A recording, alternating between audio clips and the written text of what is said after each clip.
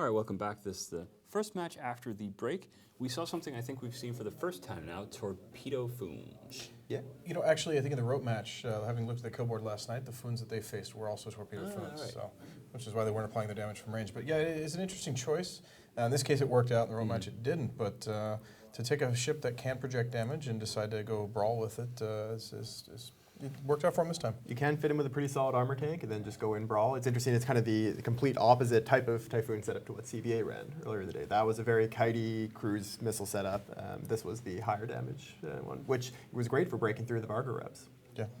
Yep, and it's a cool way to get people off guard a bit. Like they come in expecting to want to tackle you because you're going to kite, and then end up facing what is the equivalent of like a Hyperion or something in terms of damage. So it's pretty sweet stuff. I think we initially also said that they had cruises or something, but it was actually like torps. Which Yeah, it definitely was. Yeah. So It usually will be Cruise. Cruise have got a big buff recently, along with Typhoons changing, and they're just really, really good with Cruise, so usually that would be what you expect, but there's nothing wrong with Torps, and clearly they're decent enough for this. Yeah, well, they showed the volley damage. I mean, that Sleipnir dropped shields, and the next thing you blink, and he's off the field. I mean, they really, you know, if you can get ahead of logistics with them, then all of a sudden the logistics can't keep up no matter how good his reps are. If one volley will finish the ship. So it was really kind of a scary thing for them to face and test, or I guess now out of the tournament. Yeah. Yeah. This is, we are in the losers bracket right now. So if you lose here, you are out. Next up is CVA, who won today. Did really well. And of course, like we spoke about, they did not bring an MR setup, much to the confusion of their opponents who looked like they prepared for a laser setup at least. But And to the confusion of Princess Amidala. and to the confusion of her. And a big person in Eve's storyline. So I'll give you guys the bans quick, and we can see if there's anything interesting hidden within those. So CVA have banned out the Vindicator and the Dominix. Transmission Lost have banned out Molus and the Armageddon. Any hints about what we might be seeing hidden here? I'm not smart enough to figure out any of this banning stuff. All those ships are really good, Yeah. that's for sure. They don't want to see a tinker. Who's but- they?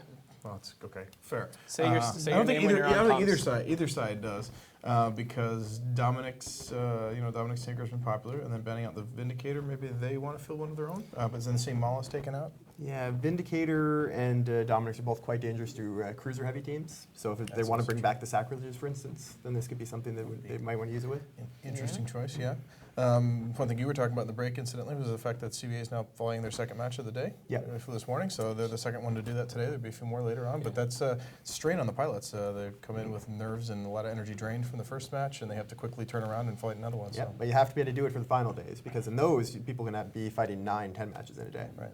Yeah, we just saw that because CVA have actually fought four matches. And Transmission Lost have only done 3. So I mean, even though the math looks a little bit odd, then that's simply the bracketing system for you. One thing, we were talking a little bit about CVA because they didn't really look like they'd been tested. Like they lost, they beat a fairly middle of the tier team, and then they lost. They beat Perihelion with who were Just short jumped on out of the pilots, arena and went for the Yes. record. Right. Yeah. But then they beat CO2, which is, while we're looking at their tournament history, and they haven't done that much the past 2-3 years, but still like a good team. I feel like this is like about the point in the tournament they usually make it to. Like Yes. they don't do great, but they're not like knocked out in the first 2 rounds usually. But that winning in CO2 is really big, especially since they did it in a really Convincing fashion. really Convincing fashion, convincing, dominant sort of fashion. That makes it seem like maybe they have further to go before they run into trouble. Yeah, and they could definitely be a challenge for Transmission Lost. Yeah. I think CVA is going to win. I hope so. Why? Because Providence is an amazing place.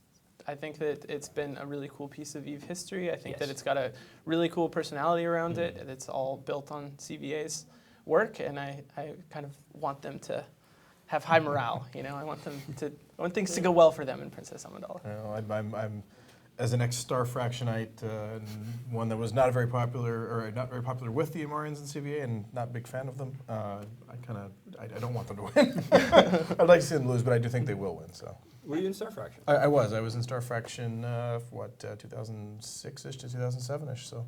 Were you on the tournament team? I absolutely was. Oh, all right. Yes. All right, interesting. Okay. Did you enter the contest earlier? You might have been interested. Right? It was me. That's pretty cool. All right, we do have a few more minutes before this does kick off. Maybe we should take a look at the schedule for the rest of the evening because there are quite a few really, really good matches coming up. If I could just find it myself here. So we have CVA versus Transmission Loss coming up now.